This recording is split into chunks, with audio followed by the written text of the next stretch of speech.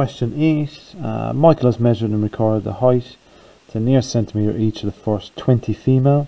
So it's each of the first 20 female students and each of the first 20 male students that arrive to college. And it's on one morning as well. So the first thing I'm thinking there is, right, he's just taken the first 20 of each. So it's nothing random really. It's the first ones that arrive to college, so maybe there's people who arrive later on in the day, they're taller, smaller, etc. We might or skew the data.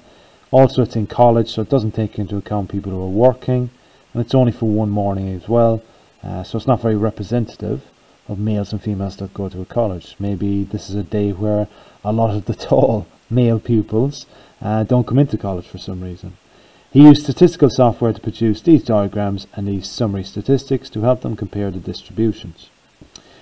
He chose to use a stem and leaf diagram rather than histograms, so there are stem and leaf diagrams. Give one advantage of using stem and leaf diagrams rather than histograms for his data. So the easiest thing here to say is that it is easier to calculate averages and range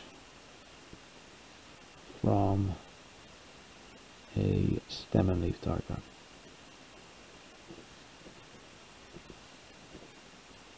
And that's all I need to say there, okay? So it's a lot easier to calculate the averages. Before collecting his data, Michael wrote down two hypotheses. Females are shorter than males. The heights of females vary less than the heights of males. Using appropriate results from Michael's survey, so we will have to use some of the results across the way, discuss any conclusions that he might have made about his hypothesis. You should comment on the reliability, so that's another one. You should comment on the reliability of the outcomes. So there's two bits to that really. One, we're going to have to comment on each of these two, and then last we'll have to comment on the reliability of the conclusions. Some of that I've mentioned already actually.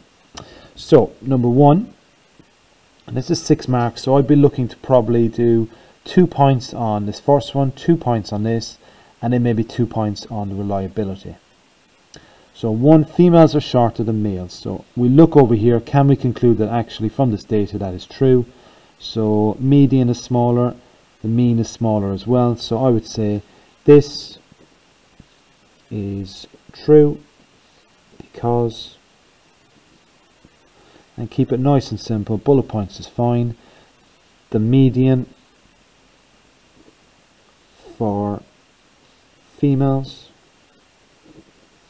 is 2 centimeters shorter than the median for males.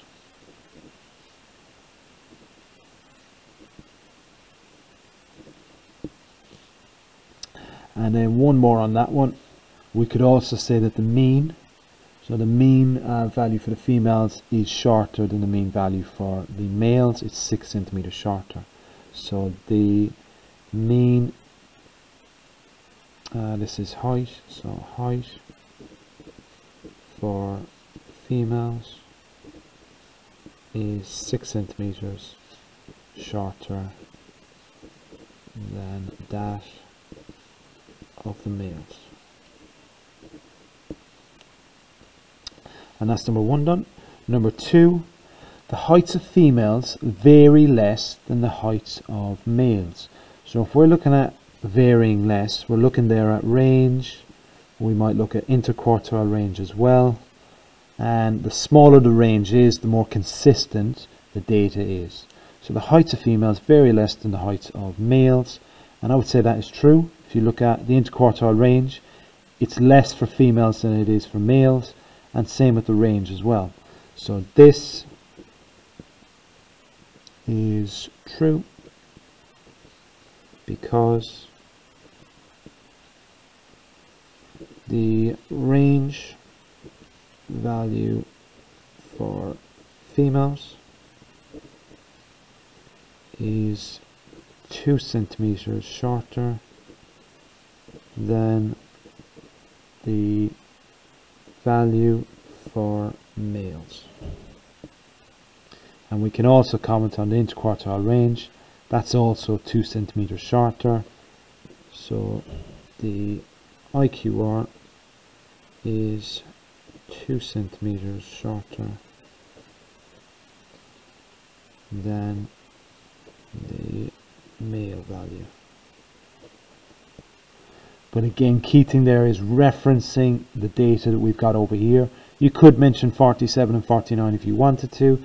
I just took them away and talked about the difference, but you do need to reference those numbers.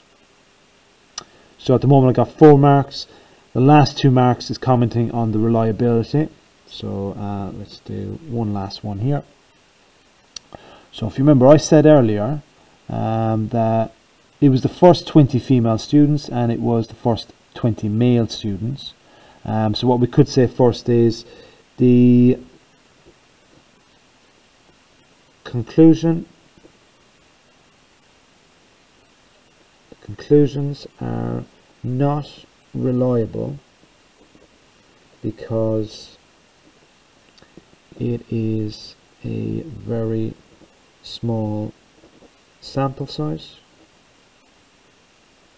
Remember, he's talking about males and females here, and all he's done is just gathered the heights of 40 people. 40 people is tiny when you think of a college, it's tiny when you think of a town, a city, even a country. So he should have a bigger sample size, and that'll make his data more accurate. And he has only gathered data for college students. So if he's going to say males and females, make some comparisons between them, he needs to take a variation in terms of where people work, what age demographics, etc., because I would imagine a lot of these students will be somewhere between 17 and 20 maybe. So it's not very representative of the whole female and male population there. But again, it's kind of stating the obvious, making sure you've got enough points there, and again referencing the numbers, referencing the data in your conclusions and answers.